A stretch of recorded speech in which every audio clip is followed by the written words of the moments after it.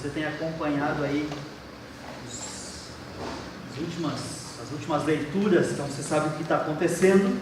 Eu não vou fazer a prévia, né, toda vez do que estava acontecendo para entrar no texto da noite, porque eu espero que você esteja andando com a gente. Se você não tem um livretinho desses, não saia daqui sem um desses, tá bom? Eles estão lá atrás, naquele armário lá. Então você sai depois do final do culto, você pega um desses, para você continuar lendo o livro de Marcos junto com a gente. Hoje nós entramos na semana 5, né? O texto de ontem foi sobre a cura de um cego, antes foi sobre o fermento dos fariseus, o fermento de Herodes, né? Muita coisa aprendida. Eu espero que você esteja aprendendo junto conosco, né? Alguém essa semana me falou: cara, mas eu não sabia que o fermento de Herodes era sobre os herodianos, né? As pessoas que seguiam os ensinamentos, que estavam, né? E não é sobre Herodes, o personagem, né? Então, dessa forma, a gente vai aprendendo várias coisas junto e a gente vai crescendo aí no conhecimento da palavra de Deus, para que não somente a gente tenha mais conhecimento, mas sim que nossas vidas mudem com isso. Cada noite, não, depende do horário que você faz devocional, né? Mas cada leitura, né, cada manhã talvez, você cresce um pouco mais. Eu espero que o livro de Marcos esteja realmente te ajudando a crescer em amor e santidade por esse nosso Deus. O texto dessa noite vai falar, né, aquele texto conhecido de Pedro, né, que Pedro diz, né, faz aquela declaração super importante. O título aqui na semana é isso mesmo, Pedro, não Pedro. Mas o título da pregação é Quem Quer Seguir a Jesus, quando Jesus fala sobre o que é ser um verdadeiro seguidor dele. Eu quero entrar com vocês no texto. Vou pedir para quem está no computador ir passando enquanto a gente vai fazendo a leitura do texto dessa noite, partindo de Marcos, capítulo 8, versículo 27 em diante. Quem quiser abrir a sua Bíblia, Marcos 8, 27 em diante, diz o seguinte: Jesus e os seus discípulos dirigiam-se para os povoados nas proximidades de Cesareia de Filipe. No caminho, ele lhes perguntou: quem o povo diz que eu sou? Eles responderam: eles responderam: alguns dizem que és João Batista, e outros Elias, e ainda outros um dos profetas. E vocês? Perguntou ele: quem vocês dizem que eu sou? E Pedro respondeu: tu és o Cristo. Versículo 30. Jesus os advertiu que não falassem a ninguém ao seu respeito. Então ele começou a ensinar-lhes que era necessário que o Filho do Homem sofresse muitas coisas e fosse rejeitado pelos líderes religiosos, pelos chefes dos sacerdotes e pelos mestres da lei, fosse morto e 3 dias depois ressuscitasse. Ele falou claramente a esse respeito. Então Pedro, chamando-o à parte, começou a repreendê-lo. Jesus, porém, voltou-se, olhou para os seus discípulos e repreendeu a Pedro, dizendo: para trás de mim, Satanás, você não pensa nas coisas de Deus, mas nas coisas dos homens. Então ele chamou a multidão e os discípulos e disse: se alguém quiser acompanhar-me, negue-se a si mesmo, tome a sua cruz e siga-me. Pois quem quiser salvar a sua vida, a perderá. Mas quem quiser perder a sua vida por minha causa e pelo Evangelho, a salvará. Pois que adianta o homem ganhar o mundo inteiro e perder a sua alma? Ou o que o homem poderia dar em troca da sua alma? Se alguém se envergonhar de mim e das minhas palavras nessa geração adúltera e pecadora, o Filho do Homem se envergonhará dele, quando vier na glória de seu Pai com os santos anjos. Aparentemente esse é um momento muito importante na história de Jesus Cristo, né? Se a gente pega os evangelhos sinóticos, né? A gente falou na primeira pregação, os 3 primeiros evangelhos, que são os evangelhos similares, os 3 trazem essa história. Então os 3 personagens, os 3 autores que relatam a história de Cristo, né? Dos 4, 3 que são os principais, trazem essa história como sendo algo marcante, e Marcos inclusive traz no meio do seu livro aí. E esse texto ele traz boas notícias e más notícias. Não sei se você já recebeu uma notícia dessa forma, Alguém chega para você e diz, eu tenho boas notícias e más notícias. Geralmente a pessoa pergunta, né? O que você quer que eu fale primeiro? Geralmente, né, uma é em oposição à outra, uma completa a outra, e de fato é isso que acontece aqui com Jesus Cristo. Mais adiante a gente vai ver como que isso evolui aqui no nosso texto. Para entender um pouco sobre essa questão de seguir, né, porque Jesus fala, né, mais adiante, quem quiser me seguir, quem quiser me acompanhar, negue-se a si mesmo, tome a sua cruz e siga-me. Sobre seguir, eu trouxe aqui algumas ilustrações interessantes sobre seguir na nossa cultura, né? Como você segue alguém. Existe um modo muito fácil de seguir alguém. Você entra no seu Facebook, esse aqui é, por exemplo, o meu Facebook. Eu dei um print no meu Facebook e aí você vê, então, coisas que você está seguindo, né? E aqui, nessa telinha que vai aparecendo coisas que você vai seguindo. Se você não sabe, o Facebook ele é um sistema bastante inteligente. Ele tem um algoritmo, eles chamam de relevância. Tudo que é relevante para você vai aparecer primeiro, vai aparecer por cima, ou vai de alguma forma aparecer para você. Então, como essa semana eu estava pesquisando coisas de passagem, por causa da viagem missionária e tal, apareceu ali sobre promoção de passagens aéreas, apareceu lá por cima e tal.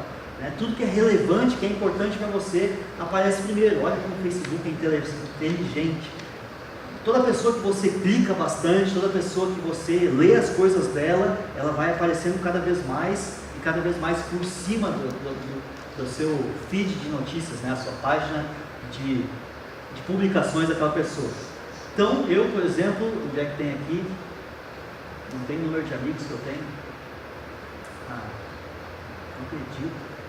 Mas eu tenho uns tantos amigos lá que eu sigo e eles me seguem, né? Uns mais de perto, outros mais de longe, uns nunca aparecem, outros já aparecem mais, né? Aquelas pessoas com quem você conversa, elas aparecem mais, pessoas que você não dá muita atenção, essas pessoas mal e mal aparecem na sua página. E é bem interessante então esse sistema, um sistema aí que eles inventaram, e como eu disse, você pode curtir, né? Você pode seguir muitas pessoas de perto. Inclusive, por falar em relevância, né? Olha o que apareceu aqui, Leia Salgados e Trufas. É a tua? É? Ali? Depois no final do... Ó, tem só 6 curtidas, quanto tempo tem já? Uma semana? Ó, um por dia, né? Hoje à noite todo mundo curtindo as trufas e tortas e salgados da Leia. Não estou ganhando extra por isso, né? Uma pessoa, por exemplo, que você pode seguir, né? Você não conhece ele, esse aqui é o Justin Bieber, por exemplo, é um personagem icônico aí da cultura norte-americana, é um cantor que as menininhas gostam, as menininhas novinhas, assim, até uns 15 anos, eu acho. E você pode seguir o Justin Bieber e saber tudo que ele faz, você segue ele de perto, você pode, se você entrar bastante nessa página, eu espero que por eu ter entrado agora, não fique aparecendo coisas do Justin Bieber na minha página, mas se você quiser seguir de perto, ele tem aqui, por exemplo, 76 milhões de pessoas que curtiram ele. E aparentemente minha prima está ali que curtiu e outros 19 amigos. Minha prima tem uns 15 anos. E outros 19 amigos ainda, podia ter clicado ali, né? Vai que tem gente daqui que curtiu também o Justin Bieber. E você pode ver já que o Justin Bieber faz, ele curte uma mansão. Assim, só para você se sentir mais deprimido um pouco, saber que o Justin Bieber está lá na vida mansa e você não.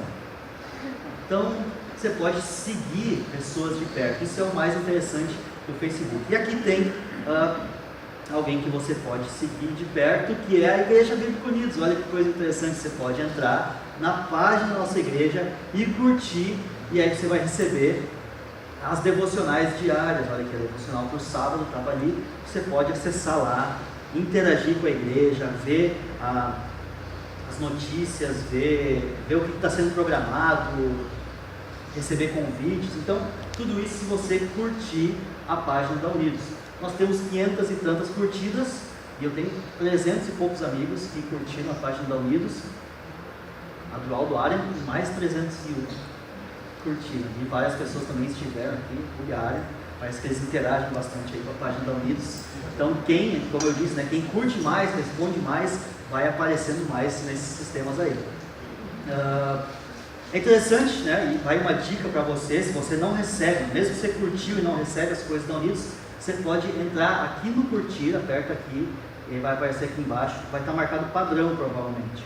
Que é tipo, ele entra como qualquer coisa. Se você botar em ver primeiro, vai vir na frente as notícias dos Estados Unidos. Então, avisos e coisa rara que você quer receber da igreja, está aí uma boa dica de alguém que você pode seguir. Não é como seguir a Jesus Cristo de perto, até porque não colocaram lá. Para quem não sabe, algumas semanas atrás, um personagem icônico começou a seguir a nossa igreja, que é o próprio Jesus Cristo. Ele estava lá, apareceu lá, Jesus Cristo seguiu a igreja Unidos. Alguém fez um perfil falso, imagino eu, de Jesus Cristo e começou a seguir. Não era para ter acontecido isso. Era para estar a foto ali para provar que isso realmente aconteceu, mas a gente já denunciou o personagem dizendo que ele é falso, tá? Não é o Jesus Cristo verdadeiro, tá? Não se preocupe. Então, sobre essa ideia de seguir, nós na nossa cultura nós temos uma forma meio distante às vezes de seguir coisas e pessoas, até porque a mídia dispõe muitas pessoas para a gente seguir. Se você assiste tal canal, você tem personagens lá para seguir, que você gosta mais, você quer estar perto deles, quer saber a opinião deles. Se você assiste TV aberta brasileira, por exemplo, você vê lá que os personagens que têm grande relevância são os nossos músicos, nossos atores de novela. Então, por exemplo, ontem de noite eu liguei a TV, vocês só sabem que eu só tenho um canal na minha TV, eu já falei sobre isso, um canal global, e eu liguei lá e tinha uma atriz de novela, sei lá quem que era, um ator, discutindo sobre a questão da política no Brasil. Então, muito relevante a opinião dessas pessoas sobre a questão política, apesar de serem simplesmente atores, em vez de eles chamarem um filósofo, alguém, um grande pensador, não são os atores de novela que têm grande expressividade no nosso país, e acaba que nós, como sociedade brasileira, acabamos fazendo isso, seguindo essas pessoas que muitas vezes não têm grande relevância, e acabamos seguindo as coisas que elas fazem também, por que não? Então a gente assiste lá a novelinha do atriz tal, assiste não sei o que, assiste a Fátima Bernardes, eu só conheço programas da Globo, assiste, sei lá, Ana Maria Braga, essas coisas, segue essas pessoas nos seus trabalhos e tudo mais, e acaba esquecendo de seguir de perto a Jesus Cristo, porque muitas vezes nós não temos tempo para isso. Interessante que o pastor John Piper, alguns meses atrás, ele disse que a única relevância que ele vê em Facebook, Twitter, essas coisas aí, é que no final dos tempos isso aí vai demonstrar que não foi por falta de tempo que a igreja cristã não saiu por aí pregando o Evangelho. Não foi por falta de tempo, porque realmente, certamente nós gastamos muito tempo seguindo coisas e pessoas que não são de grande relevância. Mas a ideia nossa, a ideia da igreja, é realmente a gente seguir a Jesus Cristo. E aqui nesse texto, Jesus dá algumas dicas, alguns conselhos de quem e como nós devemos seguir a esse Jesus Cristo. E eu quero me aprofundar no texto dessa noite e tentar entender um pouco mais sobre o que realmente ele está querendo dizer quando ele coloca essas palavras. O que nós vemos é que não existe entre os discípulos mais uma dúvida de quem ele é. Se vocês lembram algumas pregações atrás, quando Jesus, por exemplo, acalmou a tempestade, os discípulos se perguntavam: quem é esse? Quem é esse que acalma a tempestade? Quem é esse que tem todo esse poder? E agora eles não têm mais essa dúvida, quando eles respondem, o primeiro versículo lá já diz, no caminho para Cesareia de Filipe, Jesus pergunta: quem sou eu? E eles responderam, no primeiro ele pergunta quem o povo diz, depois ele pergunta para eles: e vocês, quem dizem quem sou? E Pedro responde: tu és o Cristo. Então eles não têm mais dúvidas em relação à pessoa de Cristo, mas aparentemente eles têm dúvidas agora do plano de Cristo. A pessoa de Cristo está clara para eles, mas os planos de Cristo, por enquanto, não são tão claros para eles todos. Tanto é que quando Jesus fala qual o seu plano, Pedro retruca e diz: não, Jesus, isso você não pode fazer, isso não vai acontecer, não se eu puder evitar. Pedro chega a falar em alguns momentos. Então a boa notícia é essa, que finalmente os discípulos entenderam quem era Jesus.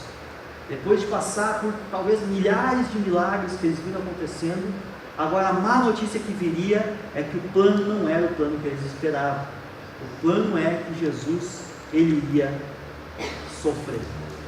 Eu quero falar um pouco sobre a localidade onde isso aí estava acontecendo. Vocês sabem que eu gosto um pouco dessa questão geográfica, questão histórica, e de tudo que envolve os textos bíblicos, para a gente conseguir se imaginar naquela situação e talvez até enxergar Jesus, os discípulos nessas localidades, fazendo essas coisas, tendo essas conversas, tá? Para quem está perdido, né? Isso aqui é um mapa do mundo, tá? Você está mais ou menos por aqui assim, Rio Grande do Sul, mas a história que a gente está contando, a história bíblica, se passa lá no país de Israel, onde até hoje é o país de Israel, onde novamente hoje é o país de Israel, que é ali na costa do mar Mediterrâneo. Aqui está um pouquinho aumentado já, que é basicamente, se um dia você for procurar no mapa, né, você procura no meio do mapa, assim, no meio do mundo, praticamente, assim, é Israel ali naquela costa. E isso aqui é um pouquinho mais de perto, então, eles estavam aqui ao redor do Mar da Galileia, né, as últimas histórias que a gente contou, eles estavam aqui ao redor, foram para lá, foram para cá, navegaram, teve a tempestade ali no Mar da Galileia e tudo, e agora eles subiram para norte, para Cesareia de Filipe, diz ali o primeiro versículo. Então, no caminho para lá, Mateus fala que eles estavam já próximos, muito próximos de Cesareia de Filipe, eles começam essa conversa. E o que vai acontecer agora, nas devocionais dessa semana que você vai ler, vai estar acontecendo nessa localidade, Cesareia de Filipe. Esse lugar, ele é um lugar com muitas formações rochosas, é um lugar que muitas pessoas falam que é talvez um dos lugares mais bonitos lá da Terra Santa. Não é um lugar muito visitado, porque ele é longe dos principais lugares, que seriam aqui embaixo, ou Jerusalém, que é o principal lugar visitado, seria mais embaixo aqui. Então Cesareia de Filipe ele fica aí um pouco longe, talvez cerca de uns 40 e poucos quilômetros para cima, para norte, e tem, como eu disse, essas formações rochosas e tal, a natureza é muito exuberante nesse lugar. Isso aqui é um desenho de como provavelmente era na época. Ele é baseado em descrições escritas de historiadores, inclusive historiadores do primeiro século, né, trazem descrições de como era essa localidade, o que acontecia lá, os cultos pagões, né, os cultos aos deuses falsos que eram feitos nessas localidades. Então tinha ali tipo uma acrópole, né, um lugar de cultos ao próprio César, né, César Augusto. Ele era cultuado aqui como uma divindade romana, né, um deus mortal, que eles chamavam na época, né, porque eles sabiam que César não era para sempre, né, cedo ou tarde viria outro César, e os Césares então eles eram adorados durante a sua vida, e aí depois, quando eles morriam, um novo César sucedia, né. César é o capitão, o governador, né, o rei de Roma, vamos dizer assim, de todo o Império Romano. Aqui tinha, né, templos para outras divindades, inclusive, que eram adoradas nesse lugar. Um dos deuses, talvez até um pouco conhecidos, é o deus Pan, P-A-N, Pan. Você já deve ter visto alguma coisa do deus Pan, que ele é tipo um cavalo, tipo ele é metade cervo, assim, metade um alce, metade um alce, metade homem, assim. E ele toca uma flautinha que até hoje é conhecida como a flauta Pan. Se você gosta daqueles bolivianos que tocam no centro de Capão durante o verão, eu acho o máximo aquilo. Por mim, eu passo a noite inteira lá assistindo os caras. É muito ruim, mas eu acho muito legal. E essa flauta Pan, então, o nome dela vem lá daquela época desse deus, é antes de Cristo, na verdade, desse deus, então, mitológico, né, um deus da mitologia grega, e inclusive os próprios gregos, né, veem isso como mitologia. Então ele era adorado aqui nesses outros lugares aí. Parece que aqui tem uma estatuazinha de algo similar. Esse desenho ele também é baseado em moedas que são encontradas dessa época. Tem algumas moedas que tem, eu esqueci de botar aqui o desenho da moeda, mas tem à frente desses templos aqui que hoje já não existem mais. Agora tem aqui uma foto, isso aí, do lugar. Esse aqui é o mesmo lugar, então, só que de outro ângulo. Se a gente vê algumas similaridades aqui, uma delas é essa caverna que está aqui atrás, é uma caverna bem importante para a religião deles lá na época. Os historiadores do primeiro século falam que eram feitos sacrifícios ali dentro Lá dentro desse templo, então, por trás lá, eles jogavam o animal lá para dentro, que seria sacrificado, e tinha lá, diz que é uma caverna muito profunda, muito que não vê o fundo, mas que passa um rio lá por baixo, que é o rio que vai sair aqui na frente. Eles jogavam o animal lá, e se fosse aceito, na teoria o deus Pan, esse morava lá dentro, ele nasceu lá, ele sempre morou lá, tal, lá nas profundezas dessa caverna. Então eles jogavam esse animal como sacrifício a esse deus, e se o animal aparecesse aqui, ou o sangue dele aparecesse, é porque foi rejeitado. Então, se o animal não aparecesse, é porque o sacrifício foi aceito, sei lá, Deus lá comeu o animal e não saiu aqui, porque o rio, né, sai lá por baixo. Então é bem interessante a gente ter esse entendimento de quais eram as religiões e o que se cria na época, porque Jesus e os discípulos estão indo para essa região para que algumas coisas aconteçam, inclusive nessa região, como eu disse, coisas que a gente inclusive vai ver durante essa semana nas devocionais. Tem também aqui, né, a gente vê aqui essa entradinha que também está nessa foto aqui. Isso aqui é a mesma foto, aqui está esse buracão aqui para o outro lado, né, a vista do resto das ruínas que tem lá. E tem aqui, é bem interessante, esses nichos, né? Hoje está na moda de novo ter nichos na parede, né? Coisas que você pendura na parede. Então eram os nichos antigos, eram cavados na rocha, e esses nichos foram talvez algumas das únicas coisas que ficaram inteiras, né? Ficaram para dentro da rocha, e ali eram colocados os deuses. Então é interessante que eles cavavam para dentro, né? Tem uma foto que eu não botei aqui, mas se a gente olha para dentro do nicho, tem um buraco que é para o Deus não cair. Já viu Deus caindo? Pois é, tinha que dar uma ajudinha ali para o Deus não cair. Então eles davam essa cavadinha. Então tem essas deidades, né? Esses deuses que tinham nessa cidade. Essa cidade, ela se chamava anteriormente Panéias, que é a cidade do deus Pan, mas já não se chamava mais assim. Agora, na época de Jesus, se chamava Cesareia de Filipe, como diz o texto aqui. A ideia da troca de nomes é algo que existe até hoje, que é para bajular um chefe de Estado. Isso aí existe até hoje. A gente tem aqui no Brasil a cidade de Florianópolis. Para quem não sabe, foi para bajular o Floriano Peixoto, que ia matar um monte de gente lá, eles estavam umas brigas lá, já tinha matado gente lá, e daí, vamos acalmar o Floriano Peixoto, e chamaram a ilha de Santa Catarina de Florianópolis para apaziguar a ira do governador da época. E naquela época não era diferente, então, para que o César gostasse daquela cidade, que eles encontrassem favor diante de César, eles deram o nome então de Cesareia. Só que como já existia uma Cesareia, que inclusive a gente já viu algumas coisas sobre essa outra Cesareia, que é uma cidade litorânea, então eles chamaram de Cesareia de Filipe, que era um dos tetrarcas lá então que tinha lá no governo romano. Então é bem interessante a gente ver essas questões aí históricas, porque muitas delas comprovam inclusive a veracidade da palavra de Deus. Muitas questões aí históricas, elas constam na Bíblia e constam aí na arqueologia e na própria história escrita. Então é interessante a gente ver que Jesus e os discípulos então estavam se aproximando dessa região toda de adoração pagã, de templos construídos a outros deuses, e Jesus de certa forma faz esse teste então com os discípulos, primeiro perguntando, quem as pessoas acham que eu sou, e depois perguntando quem vocês acham que eu sou, quem vocês dizem que eu sou. Se nós olharmos para o Antigo Testamento, e nós olhamos para os profetas do Antigo Testamento, nós vemos duas descrições sobre quem seria o Messias, dois aspectos de quem seria o Cristo.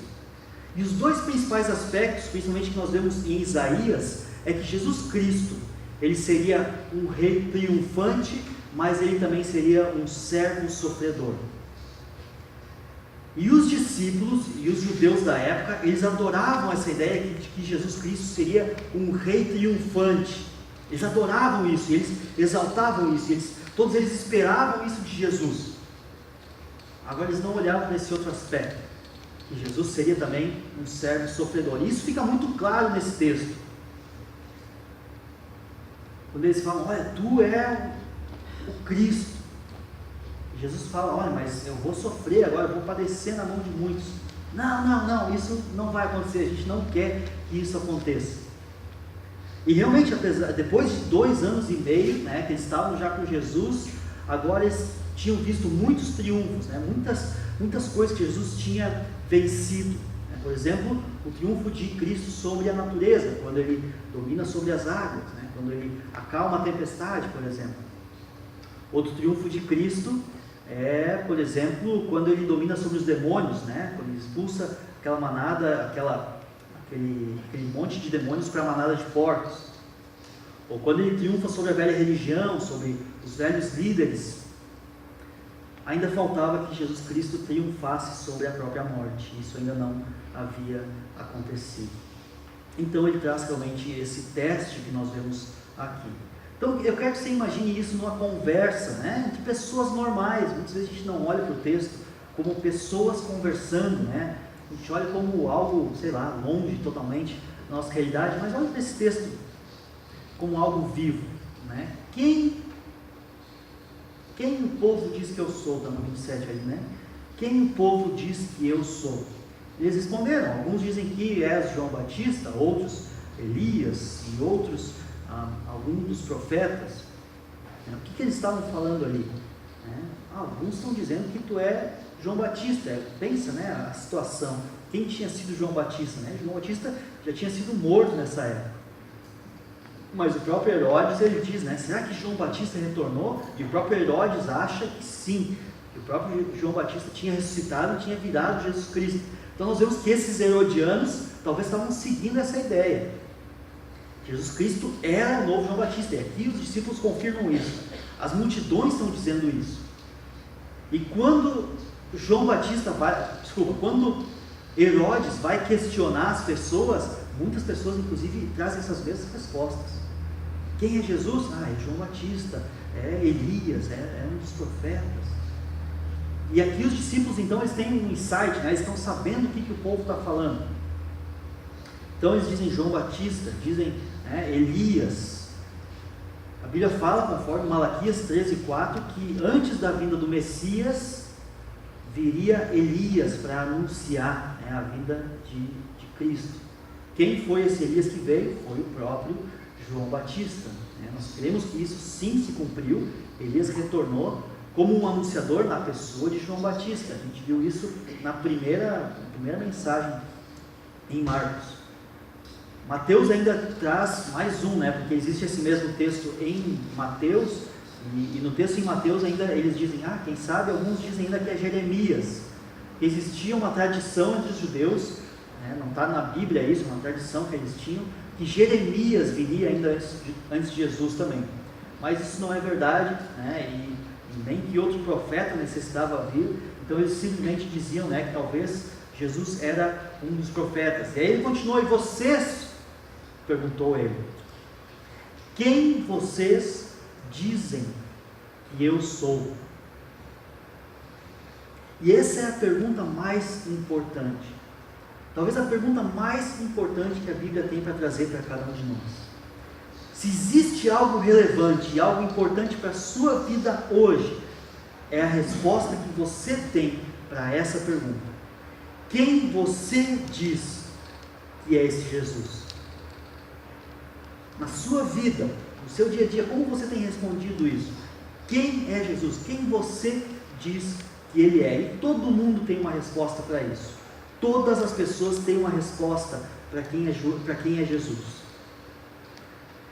Os ateus vão ter uma resposta para isso, historiadores vão ter uma resposta para isso, filósofos, os teístas abertos, os que creem que Jesus Cristo não era totalmente Deus, não era totalmente humano, e vão trazer várias teorias. Os panteístas, todas as seitas e religiões, muçulmanos têm uma resposta para quem é Jesus. Eles vão dizer que Jesus era um profeta, que nem diz ali, que nem o povo está dizendo. Os testemunhos de Jeová vão ter uma resposta para isso, dizendo quem eles acham ser Jesus. Os mormons vão ter uma resposta para isso, dizendo que Jesus ele é apenas uma das revelações, que assim como veio Jesus, veio outros personagens em outros lugares, em outras épocas. Eles têm inclusive outras Bíblias, desses outros Jesuses que apareceram também. Todo mundo tem uma resposta para isso. Seu professor de história tem uma resposta para isso, né? A sua namorada tem uma resposta para isso, sua vovozinha, todo mundo tem uma resposta para quem é Jesus. E a resposta a essa pergunta, a resposta dessa pergunta vai revelar no que você crê verdadeiramente e, consequentemente, vai revelar aonde você vai passar a sua eternidade. A resposta que você tem sobre quem é Jesus revela onde você vai passar a eternidade, e é isso que vai aparecer nesse texto. João 20:31 diz que os evangelhos, esses textos que nós estamos lendo, eles foram escritos para que vocês creiam que Jesus ele é o Cristo, o Filho de Deus, e crendo tenham vida em seu nome. Então tudo isso que nós temos estudado, tudo isso que nós temos visto, tem esse objetivo: que as pessoas respondam, quando perguntados quem é o Cristo, respondam: ele é o Filho de Deus, e crendo nisso tenham vida eterna no nome de Jesus. E nós temos visto, se você assiste aí programas de TV históricos, eu gosto muito do History Channel, não tenho esse canal, mas quando eu vou na casa de alguém que tem net, me convidem que eu vou mesmo, eu assisto o History Channel. E o History Channel traz vários documentários, inclusive sobre vida de Cristo, sobre o Jesus histórico e tudo mais. E toda vez que eu escuto esse termo Jesus histórico, eu já sei que lá vem a história para boi dormir. Se tem uma coisa que esses historiadores gostam, é excluir os evangelhos e tirar a historicidade dos evangelhos, que, como eu disse, eles são totalmente comprovados pela história e tudo mais, inclusive pelas ciências humanas. Eles tiram a historicidade dos evangelhos e colocam a historicidade relevante em outras questões. Por exemplo, esses dias eu estava assistindo um documentário sobre Jesus histórico, e eles estavam trazendo várias conclusões sobre Jesus histórico, então quem que ele era, como é que ele andava, tal, e tudo era baseado no sudário de Turim. Para quem não sabe, é aquele santo sudário, que eles chamam, que é o lençol lá que teoricamente Jesus foi envolto depois da sua morte. A gente sabe já quantas vezes já falaram, já comprovaram que esse sudário de Turim é pura farsa, nem quem segura lá esse sudário de Turim não crê na historicidade desse sudário aí, isso é história que acabou de dormir. Então o que eles fazem? Fazem uma pesquisa sobre Jesus histórico, trazem um monte de conclusões dizendo quem foi realmente Jesus, mas baseados em algo que todo mundo sabe que é a história que acabou de dormir. E nem só o History Channel faz isso, o National Geographic faz isso, a gente sabe que eles são anticristãos também. A própria Globo faz isso aí nos seus programas de domingo à noite, no Fantástico lá. Quem vai assistir o Fantástico, daí vai falar sobre Jesus, volte e meia tem alguma notícia. A Super Interessante faz isso, traz eventos históricos e tudo como base, muitas vezes é uma história caída, uma história que já ninguém mais acredita, mas eles reciclam essa história, trazem aí uma nova roupagem para reconcluir coisas que na verdade não são verdadeiras, e são na verdade artimanhas de Satanás, porque as pessoas, os incautos, assistem esses programas e dizem: é tudo mentira, que nem aquela pessoa que olhou para a pintura de Da Vinci, já ouviu essa história, lá do Código Da Vinci e tal, a história toda, que toda a história é sobre quem é Jesus, a descendência dele, que ele era casado, não sei o quê, baseado na pintura de Leonardo da Vinci. Só que Leonardo da Vinci viveu lá pelo ano 1500 e tanto. O que tem a ver, e daí eles dizem: não, que Jesus era uma mulher, não, que Jesus era não sei o quê, baseado na pintura de Leonardo da Vinci, como se fosse uma foto da noite lá da Santa Ceia, uma coisa que não tem nada a ver, é usado muitas vezes como um pretexto para tentar diminuir a historicidade da palavra de Deus. E muitas pessoas têm se deixado levar por esse tipo de papo furado, que não engrandece a Deus, muito pelo contrário, diminui a Deus, diminui a Cristo e traz mentiras acerca da palavra de Deus. E o mais importante, o mais interessante é de fato a resposta de Pedro aqui no versículo 29, que diz: tu és o Cristo. Tu és o Cristo.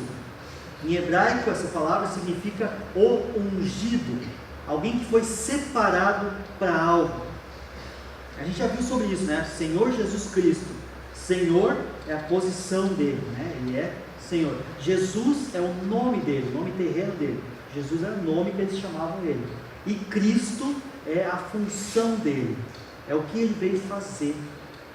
E ele veio com essa função de ungido. Era o Messias, o prometido, alguém que viria já no Antigo Testamento. Essa resposta de Pedro, ela representa a opinião geral dos discípulos. Várias vezes Pedro ele é tido como o porta-voz dos discípulos. Quando os discípulos vão responder a algo, é Pedro que traz. Então isso era algo que provavelmente eles já vinham costurando, comentando, conversando entre eles, até que veio esse momento em que o próprio Cristo pergunta: quem vocês creem que eu sou? E eles respondem: tu és o Cristo. O Cristo. As pessoas estavam pensando que ele era alguém próximo do Messias, né? Porque João Batista seria alguém próximo, né? Esses que viriam antes, né? Elias, talvez Jeremias, né? Alguém próximo. Jesus seria alguém próximo do Messias, é quase o Messias, mas não é. Por que eles pensavam isso? Por que eles pensavam que Jesus não era o Messias? Porque para que Jesus fosse o Messias, eles criam que várias coisas tinham que acontecer com Jesus. Ele tinha que ter algumas características que eles não viam em Jesus. Quais que eram essas características? As características que as pessoas imaginavam que o Cristo deveria ter. Então o que eles achavam? Eles achavam assim: não, mas falta esse Jesus ser o rei que toma a linhagem de Davi e governa agora o povo de Israel. Era uma preconcepção que os israelitas tinham, que Jesus teria que ser dessa forma, que ele seria um líder militar, que ele libertaria Israel do domínio romano, né? Os romanos estavam dominando, né? A gente viu ali a cidade e tal, né? Tinha um nome romano ali, por quê? Porque os romanos estavam dominando ali. E o que eles queriam? Eles queriam expulsar os romanos, e eles queriam que o Messias viesse para conduzir isso. Tanto é que várias vezes os discípulos, né, vão ser vistos ali falando sobre intervenção militar, né? Eles querem guerrear junto com Jesus para matar romanos, né? Para tentar tirar ali a terra dos romanos.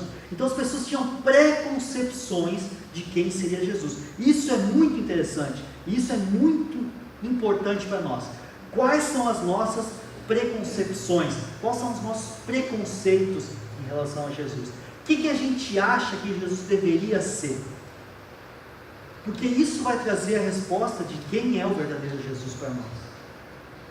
As pessoas muitas vezes pensam que Jesus, ele é tipo um Papai Noel, que vai dar todo tipo de bênção, e tudo que você pedir vai se cumprir em o nome de Jesus, né? As pessoas dizem. Agora, se você crê que Jesus é esse, né, o Papai Noel cósmico das galáxias, que vai trazer todos os presentes que você quer,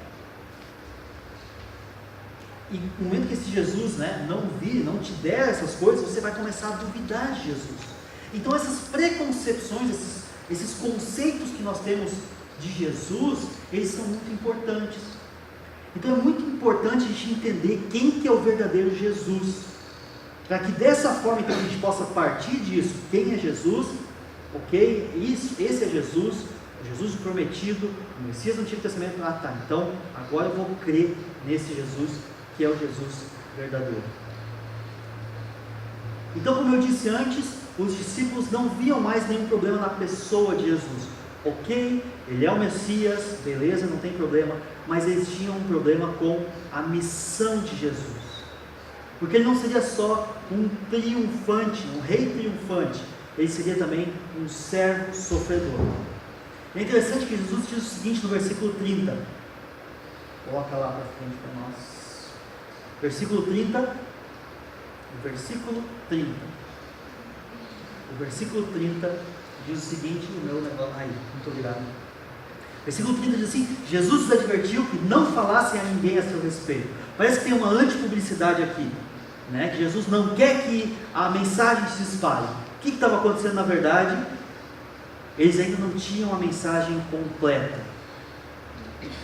Jesus não era só os milagres. Lembra quando Jesus faz um milagre? Ele diz: não espalha isso, não conta para as pessoas. Várias vezes Jesus fala isso, porque o milagres não era a mensagem completa. Aqui eles finalmente descobrem que ele é o Messias, e ele diz: ok, mas ainda não falem isso para ninguém, porque essa ainda não é a mensagem completa. O próprio ser o Messias. Então o que faltava? O que faltava, na verdade? Versículo 31. Então ele começou a ensinar-lhes que era necessário que o Filho do Homem sofresse muitas coisas e fosse rejeitado pelos líderes religiosos, pelos chefes dos sacerdotes e pelos mestres da lei. Então é necessário que ele sofresse essas muitas coisas. A gente sabe, né, que mais adiante Jesus vai ser preso, Jesus vai ser humilhado, né, diante de Anás, diante de Caifás, que eram os líderes religiosos da época. Haveria, como diz ali, a palavra é bem interessante, essa palavra, que fosse rejeitado. A palavra ali é uma palavra que traz uma ideia de investigação. A palavra grega ali é apodokimazo.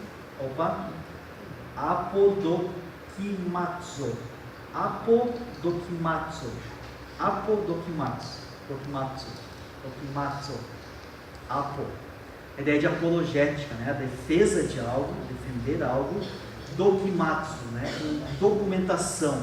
Então seria como se, né, algum tipo de defesa, algum tipo de investigação, né, algum tipo de tribunal sobre o qual Jesus passaria. Você já assistiu aquele programa do Trato Feito? E os caras levam lá um item, né? Isso aqui é um item histórico, não sei o que, né? Uma ponta de flecha do índio tal. E aí, não, eu não entendo muito disso, mas eu vou chamar um especialista. Aí vem um cara com uma roupa estranha lá, meio de índio, assim, diz: realmente, isso aqui é uma flecha do índio tal, não sei o que, e aí tem fotos para provar isso, ele tem um monte de coisa, ou não, né? Ou ele diz: não, isso aqui é falso. Ele faz ali uma investigação. Ele traz uma defesa documentada sobre algo. E o que ia acontecer com Jesus era exatamente isso. Ele ia passar por uma investigação. Agora, o que acontece, né, na investigação de Jesus é que chegam falsas evidências, né, um julgamento totalmente injusto. Ele foi totalmente rejeitado.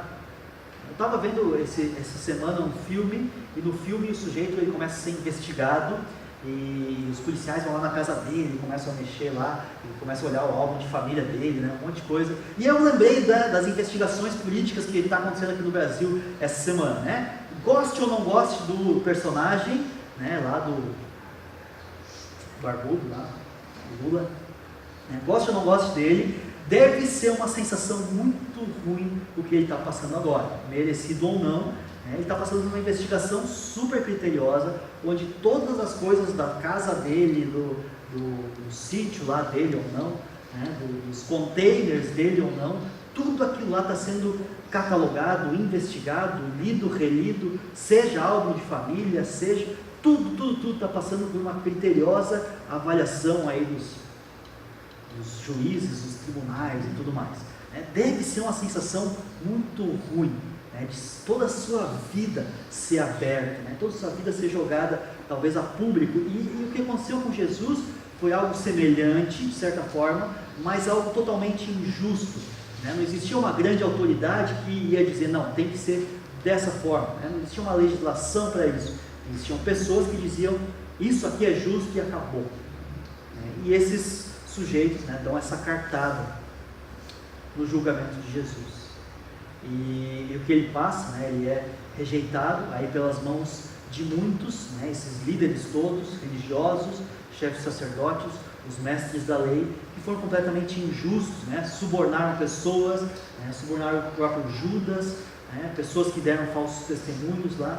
Foi algo realmente totalmente injusto.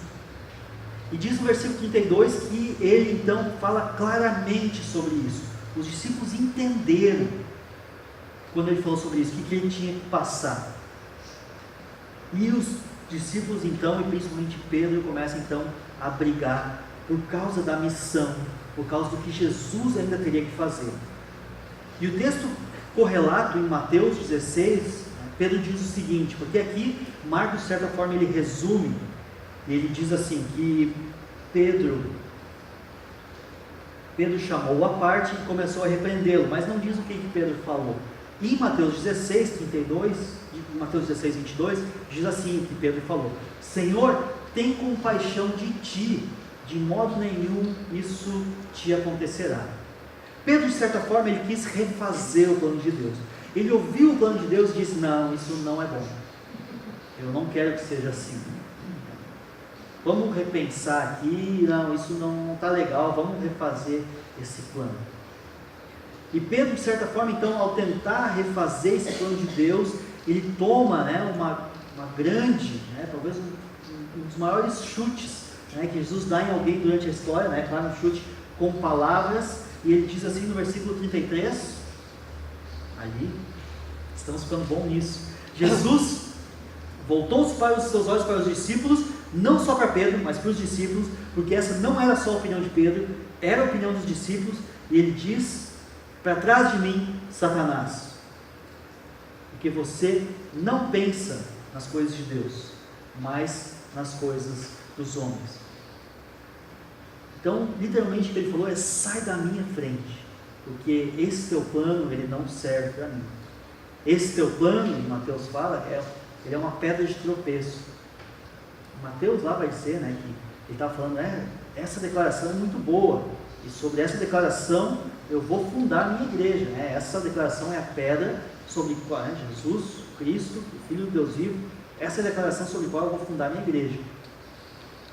Essa é a pedra. E aí depois ele chama para colocar a vida pensando somente nas coisas dos homens. E Jesus aqui ele explica o caminho então para a multidão, ele chama a multidão no versículo 34 e diz: se alguém quiser acompanhar-me, negue-se a si mesmo, tome a sua cruz e siga-me. Não é simplesmente um clicar em seguir lá no Facebook e agora eu vou saber tudo que Jesus faz. Não, é ir e fazer o mesmo, porque era isso que os discípulos faziam. Faziam o mesmo. Quem quiser acompanhar-me, negue-se a si mesmo e tome a sua cruz. Muitas vezes nós olhamos, né, a sociedade tem a forma de falar isso, né? Não, essa é a cruz que eu tenho que carregar. Você já deve ter ouvido essa expressão, né?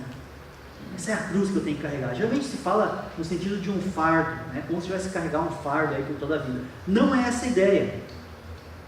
A ideia é estar disposto a inclusive morrer pela causa. Só que qualquer um de nós só estaria de fato disposto a morrer por algo que nós acreditamos de verdade. E se você acredita em Cristo de verdade, você tem que estar disposto a carregar a cruz de Cristo. E aqui os discípulos ainda não sabiam sobre a crucificação de Cristo que viria, mas já é uma prefiguração de algo que iria acontecer. E certamente quando os discípulos viram Jesus sendo crucificado, eles pensaram nisso. Opa, eu tenho que carregar essa cruz? Será que é essa cruz aí que eu quero carregar? Jesus crucificado, imagina a cena, Jesus crucificado, os discípulos olhando e pensando nisso. Quem quiser vir após mim, negue-se a si mesmo e carregue a sua cruz e morra comigo. Os discípulos não pensaram duas vezes. Muitos deles morreram, inclusive, pela causa. Alguns deles, inclusive, também crucificados. Versículos 36 a 37, 35 a 37, trazem uma ideia só que diz assim: pois quem quiser salvar a sua vida, a perderá. Mas quem perder a vida por minha causa e pelo Evangelho, a salvará. Pelo que nós temos que viver então? Pelo Evangelho. 36. Pois que adianta ao homem ganhar o mundo inteiro e perder a sua própria alma? O que adianta ao homem ganhar o mundo inteiro e perder a sua própria alma? Tem uma história muito conhecida de um grupo de missionários que vieram aí para o Peru, para a Colômbia, para aquela região ali da região amazônica, para ser missionários aí nos anos 50. Foi uma das histórias mais conhecidas aí da história de missões, né? O famoso Jim Elliot. E aconteceu então que veio esse grupo de missionários e eles estavam trabalhando ali, evangelizando índios e tudo mais. e eles descobriram que havia uma tribo indígena, né, os Aucas, que era uma tribo indígena que estava mais isolada das outras. Eles descobriram que o fato deles estarem isolados é porque eles eram extremamente violentos. Qualquer pessoa que chegasse perto desses índios era brutalmente assassinada. E esse Jim Elliot, né, falou, não, nós temos que ir lá, porque Jesus Cristo morreu também por eles. E alguns sugeriram, não, então se tu vai lá, né, se vocês vão lá, porque foi um grupo aí com 5 missionários, se vocês vão nesse local, levem armas, né, protejam-se. Ele diz, não, a gente não vai levar armas, porque nós conhecemos a Cristo. Se a gente matar eles, eles morrem sem Cristo. O que aconteceu foi que esses missionários então morreram. Foram para essa localidade, né, começaram alguns contatos e acabaram sendo assassinados por esses índios. E Jim Elliot, né, muitos de vocês já leram o livro, tem uma frase dele que é muito importante e muito interessante, porque tem tudo a ver com esse versículo. A frase dele diz o seguinte: não é tolo aquele que dá o que não pode manter para ganhar aquilo que não pode perder. De novo, não é tolo aquele que dá o que não pode manter, né, a sua vida. Não é tolo aquele que dá a sua vida ao que não pode manter para ganhar aquilo que não pode perder. Ele sabia que dando a sua vida, ele ganharia a vida eterna, algo que ele não poderia perder, algo que nenhum índio poderia tirar dele. E acontece que por causa desse investimento que ele faz na vida desses índios, toda a tribo depois conhece a Cristo, as próprias esposas depois foram lá pregar os assassinos dos seus maridos, os próprios filhos foram lá, até hoje os filhos desses missionários estão presentes lá, os parentes desses missionários estão presentes nessa tribo. Tem filme inclusive disso, é muito bacana essa história. E se existe algo que vale a pena viver, realmente é pelo Evangelho, porque ele não serve para nada se não for transformar a nossa vida e não for para transformar a vida de outros. E essa é a nossa ideia em trazer Marcos para você, que o Evangelho de Marcos possa estar fazendo morada na sua vida, que a história de Cristo, todos os ensinamentos dele possam estar vivendo dentro do seu coração, para que você possa ser verdadeiramente transformado. E o versículo 38, ele encerra com uma ideia muito bacana, que diz o seguinte: se alguém se envergonhar de mim e das minhas palavras, nessa geração adúltera e pecadora, o Filho do Homem se envergonhará dele, quando vier na glória de seu Pai com os santos anjos. Então aqui Jesus fala sobre o fim dos tempos. Se você está acompanhando o livro de Marcos, você vai ver que é a primeira vez que ele fala sobre isso. E vai vir um momento onde Jesus vai estar totalmente cheio da sua glória. A primeira vez que ele veio, ele escondeu a sua glória. Isso aí fala em vários momentos na Bíblia. E esse servo sofredor foi na primeira vinda. Mas na segunda vinda ele vai vir com toda a sua glória, diz ali, com os santos anjos. E você não quer estar numa posição de ser envergonhado, de próprio Jesus se envergonhar. Ele não é um Deus mitológico como o Deus Pan, ele não é um Deus mortal como o Deus César, mas ele é o Deus escatológico, o Deus que vai vir no fim das contas para terminar a história do mundo. E o mundo está caminhando nesse sentido. Se a gente olha para as profecias bíblicas, a gente vê que o mundo está andando para isso. E é aí que a má notícia que nós tínhamos, ela se transforma numa boa notícia, numa ótima notícia. E o Evangelho, a boa notícia, Evangelho, boa notícia, é essa: Cristo morreu. Os discípulos olham isso como uma péssima notícia. Como assim Jesus vai morrer? É interessante que junto disso ele já diz: e aí eu vou ressuscitar. Mas eles não estão preocupados com isso. Eles estão preocupados, né?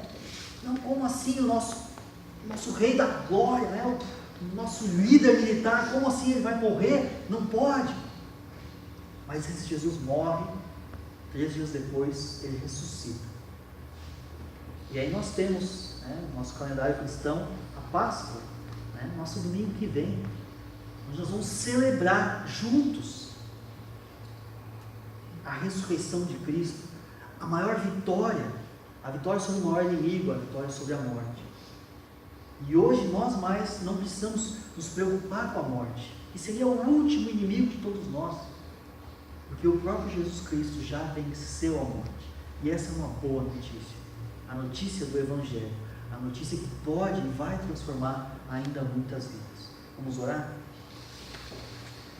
Senhor Deus e Pai, obrigado porque o Senhor não é homem mortal para que mude de opinião, para que mude o que o Senhor está planejando fazer, ou não é homem mortal também para que minta para nós e nos engane com algumas histórias.